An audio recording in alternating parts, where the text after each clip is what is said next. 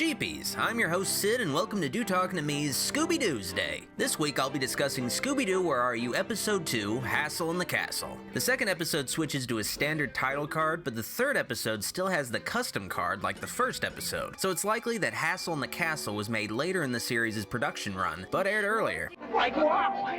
My favorite. As only the second episode of the series, Hassle in the Castle displays the great strength of Scooby-Doo as a franchise. It has a completely different setting from the previous episode. The gang ditches the Mystery Machine and goes sailing on a chartered yacht out on a foggy sea. It highlights the variety that Scooby-Doo provided as a show at the time. The gang is freewheeling youths that could go anywhere in any episode, providing different sorts of mysteries, even if the formula was basically the same. The Scooby-Doo formula could be remixed and reapplied in an infinite number of ways and still be fun to watch. The gang wind up shipwrecked on an isolated island that happens to coincidentally be the home of the creepy abandoned Vasquez Castle. Instead of first using their communications equipment to contact help, the gang instead does the opposite of what anyone in this situation would do by wandering into the nearby abandoned building. Of course, the castle has been taken over by a specter, in this case a ghost that's literally just a basic sheet ghost. Leave haunted isle and never return, the phantom has spoken. This could either be another case of the creators at Hanna-Barbera wanting to keep the villains tame for kids before going into spookier territory, or just a case of the show not quite being creative with designs yet. Now, this episode is even lighter on mystery than the first episode. There are no suspects beforehand in this case, and there's no indication of a possible motive beyond an object of interest being found in the castle's catacombs. Consequently, the episode is heavier on gags like Scooby disguised as Inspector Clouseau to keep things moving, some of which don't make much sense when you think about him. Shaggy is suddenly trapped in a magician's box that seemingly cuts him in half, but it turns out the top half was just an animated dummy head. How did the ghost manage to quickly make a replica of Shaggy's head?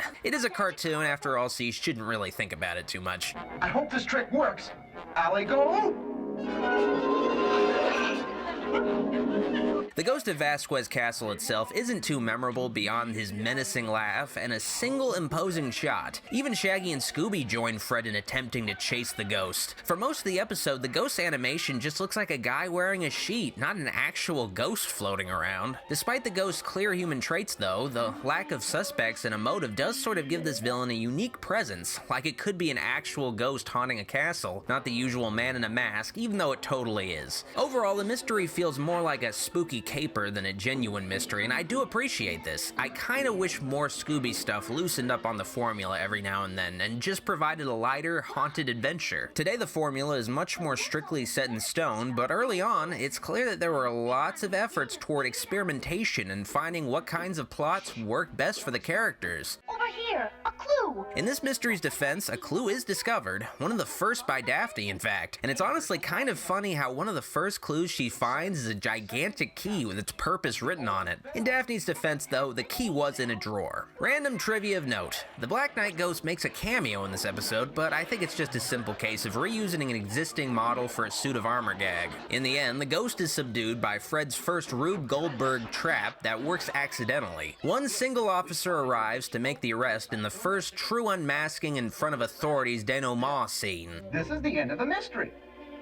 Well, if it isn't our old friend Bluestone the Great. In this case, though, the gang has no idea who the Dick Dastardly-like gentleman is, so the officer has to fill them in. It's Bluestone the Great, a former magician turned crook that was seeking the legendary treasure of the castle. Bluestone used a projector and trick mirrors to make himself appear to be a real ghost, which is more thought than he put into the actual costume. I must admit, Mr. Bluestone, you're a good magician, but a bad phantom. As for the treasure of Vasquez Castle, it's never found by the episode's end, and is still up for grabs by any eager treasure hunters willing to wander the castle halls.